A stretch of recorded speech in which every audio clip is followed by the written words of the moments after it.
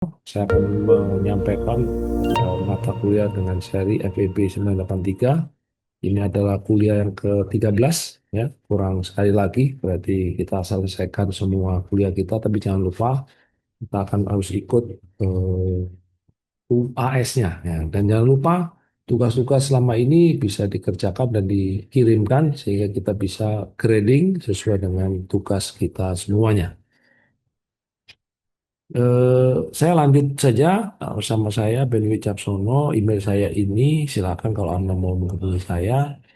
Nah, pada pertemuan ke-13 yang menyangkut mengenai eh, risiko dalam bisnis digital dan juga mengenai manajemen risiko proyek, ya, kita itu berusaha agar Anda itu mampu menjelaskan konsep risiko digital dan kemudian mengidentifikasi jenis risiko digital. Eh, Kemudian eh, kita harapkan Anda mampu memahami manajemen risiko proyek itu sendiri. Dan terakhir menganalisis dan memitigasi risiko itu sendiri. Mari kita mulai. Ikhtisar sesinya, ya, transformasi digital telah mengubah cara organisasi beroperasi secara fundamental, menciptakan peluang baru sekaligus risiko yang semakin kompleks. Sesi ini membahas dua dimensi utama risiko modern, yaitu risiko bisnis digital dan risiko proyek strategis. Risiko dalam bisnis digital itu kita harus pahami empat hal ini. Pertama, dari sisi risiko teknologi, gitu ya. Ini akan berdampak kepada exposure datanya. Yang berikutnya gangguan operasional dan terakhir tentunya kerusakan reputasi. Risiko digital adalah risiko yang muncul akibat penggunaan teknologi digital dalam operasional bisnis. Semakin tinggi tingkat digitalisasi suatu organisasi, semakin besar pula exposure risiko digital yang harus dikelola secara proaktif. Definisi risiko digital, apa itu risiko digital? Risiko digital adalah segala bentuk ketidakpastian yang timbul dari penggunaan, kegantungan, atau kegagalan teknologi digital dalam operasi bisnis modern. Risiko ini bersifat lintas fungsi, mempengaruhi organisasi, operasional, keuangan, reputasi, hingga kepatuhan hukum suatu organisasi secara bersamaan. Makin kompleks ekosistem digital, sebuah organisasi semakin besar potensi exposure risikonya. Jadi ingat ya, jadi semakin kompleks ekosistem digital sebuah organisasi, maka semakin besar potensi exposure risikonya. Nah, selanjutnya, apa itu karakteristik risiko digital?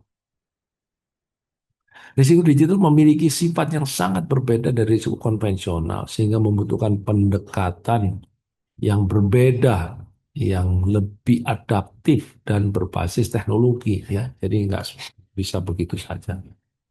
Dinamis dan cepat berubah, landscape ancaman digital terus berkembang.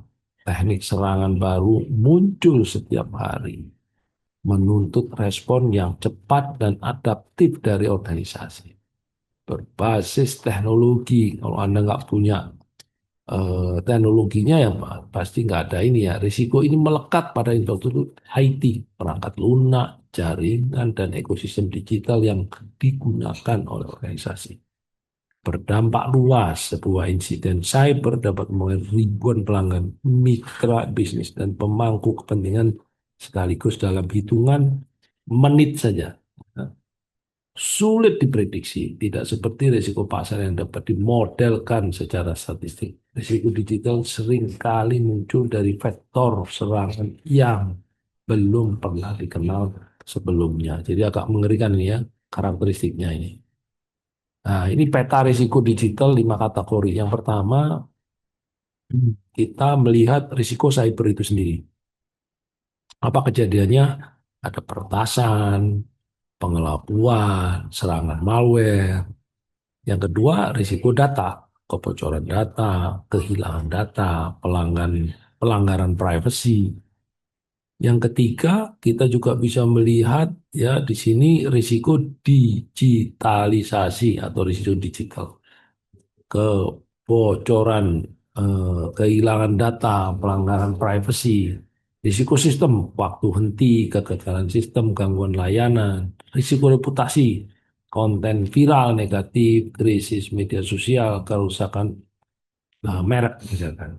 Yang keempat, risiko teknologi, risiko usang yang tergantung dari sistem keterikatan dengan satu vendor. Setiap kategori digital saling terhubung, kegagalan sistem dapat memicu kebocoran data yang kemudian berdampak pada reputasi digital ke- berdampak pada reputasi digital suatu perusahaan. Nah, ini adalah cyber risk. Risiko cyber merupakan ancaman paling nyata dan sering terjadi dalam dunia bisnis. Serangan cyber dapat datang dari berbagai arah dan menargetkan sistem data maupun pengguna. Kemudian kita lihat hacking, ya, komponen dari cyber risk ini ada hacking, ada phishing, ada malware and ransomware. Hacking apa itu? Peretasan sistem secara tidak sah untuk mengakses data sensitif, perusahaan sistem, atau mencuri aset digital dari satu perusahaan.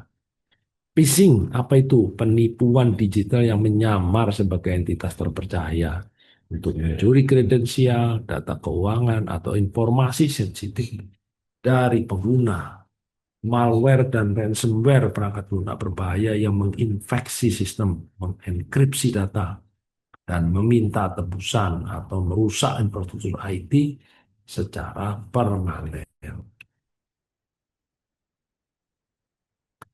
Ini adalah sistem risk dan teknologi risk yang kita harus pahami. Yang pertama, sistem risk itu terjadinya downtime, sistem tidak tersedia, menyebabkan gangguan layanan yang langsung berdampak kepada pendapatan dan kepuasan dari pelanggan. Kegagalan sistem atau crash atau error pada sistem krisis dapat menghentikan seluruh operasional bisnis secara mendadak. Teknologi risk dan teknologi yang usang ya. Jadi penggunaan yang lama ini tidak lagi mendapat dukungan vendor, menyebabkan celah keamanan dan efisiensi. Ketergantungan sistem terlalu bergantung pada satu vendor atau platform menciptakan risiko vendor lock-in yang berbahaya. Maksudnya vendor ini karena sudah tidak lagi diperpanjang kontraknya, maka dia bisa lock. Ya, gitu ngeri sekali tuh. Hanya dia yang bisa akses dan seterusnya. Sampai nunggu dibayar uang perpanjangan atau maintenance-nya, baru dia akan buka lagi. Nah, itu ngeri. Penyebab risiko digital apa? Memahami akar penyebab risiko digital adalah langkah pertama dalam membangun pertahanan yang efektif. Sebagian besar insiden digital dapat ditelusuri ke empat faktor ini. Pertama, sistem tidak aman. Infrastruktur IT-nya lemah, tidak terpatch atau menggunakan konfigurasi default menciptakan celah bagi penyerang. Nah, jadi harus aware ya, kurangnya kontrol IT, tidak adanya kebijakan IT yang jelas. Human error, kesalahan manusia seperti klik link, phishing, dan sebagainya. Perubahan teknologi yang cepat sehingga tidak diantisipasi dengan cukup. Ini yang apa namanya sedikit saya perlu tambahkan ya. Kita kembali lagi penyebab risiko digital tadi. Sistem tidak aman. Ini maksudnya apa? Infrastruktur IT-nya itu lemah, tidak terpatch atau menggunakan konfigurasi default menciptakan celah bagi penyerang. Ini maksudnya apa? Jadi ketika perusahaan itu tidak aware, ya, memang di dalam link antara satu perangkat dengan perangkat yang lain itu tidak menggunakan encrypt decrypt yang memadai, tidak menggunakan middleware yang memadai, sehingga jadi tidak aman. Ketika konfigurasi default itu dibuat, maka justru menciptakan celah bagi penyerang. Nah, kenapa bisa diketahui begini? Biasanya ya penyerang itu sudah memasuki ya sistem perusahaan itu sudah sejak lama dia didiem di situ, dipancing lagi sampai pada titik di mana dia udah paham, oh ini kelamanya di sini, baru dia kemudian nyerah. Kalau yang kedua kurangnya kontrol IT apa itu?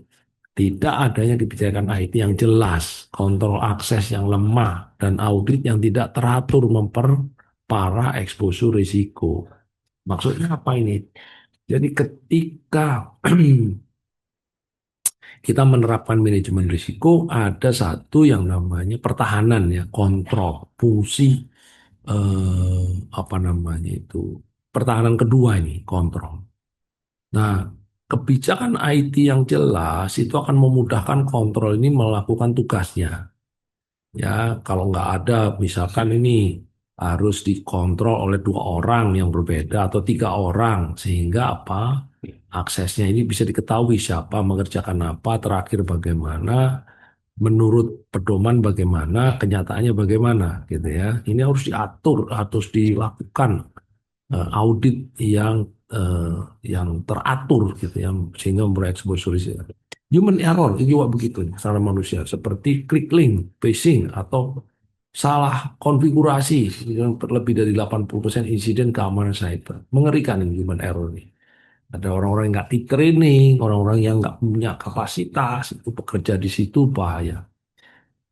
Berikutnya adalah perubahan teknologi yang cepat. Ini juga sulit diikuti ya perkembangan sekarang ini. Akibatnya apa? Kalau kita diserang dari teknologi yang lebih tinggi, kita akan terkena risiko. Nah, ini daftar pustakanya Project Management Institute 2021. Ini yang merupakan Guide to the Project Management Body of Knowledge atau PMBOK Guide. International Organization for Standardization 2018 dan terakhir Committee of Sponsoring Organization atau COSO 2017.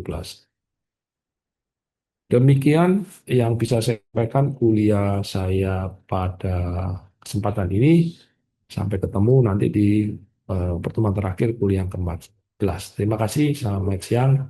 Assalamualaikum warahmatullahi wabarakatuh. Salam sejahtera untuk kita semua.